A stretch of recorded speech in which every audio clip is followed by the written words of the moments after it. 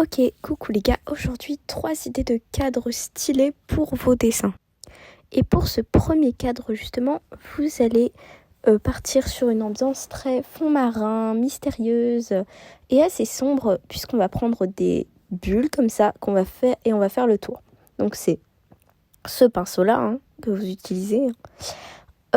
Ensuite, vous allez venir prendre une couleur plus claire, moi en l'occurrence un violet clair, que vous allez mettre à l'intérieur. Du coup, voilà, comme ça, et vous allez faire le tour pour donner un effet un peu de profondeur, mais pas tellement. Voilà, donc vraiment on fait le tour. N'hésitez pas à varier la grosseur du pinceau, et voilà. Allez, deuxième. Ok, donc pour ce deuxième cadre, on part sur une ambiance chic, Saint-Valentin, un peu princesse.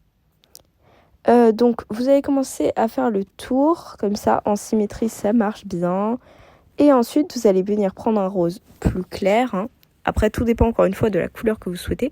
Et vous allez la mettre à l'intérieur. On va suivre le même schéma pour les 3 cadres.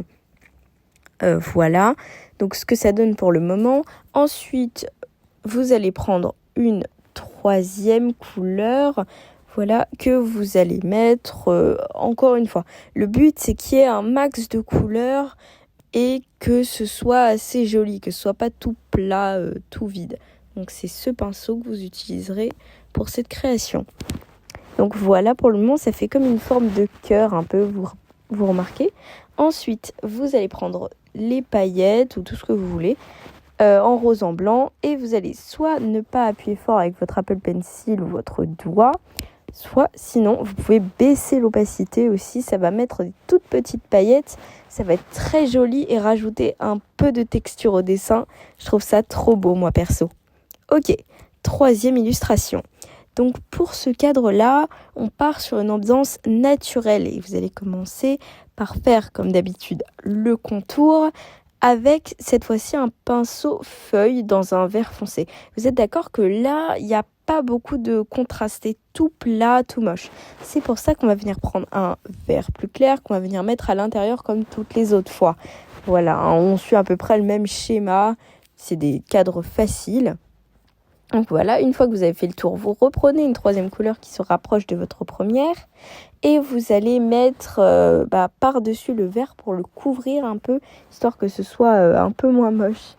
Ensuite, vous vous dites pourquoi elle part dans les roses ? Eh bien justement, vous allez voir. Alors, voilà, on prend un pinceau normal, j'ai envie de dire, un pinceau qui fait des lignes du coup, et vous allez faire des sortes de petits points roses sur les feuilles. Alors n'en mettez pas beaucoup, mais n'en mettez pas non plus trop peu non plus. Et en fait, ça va faire des mini fleurs.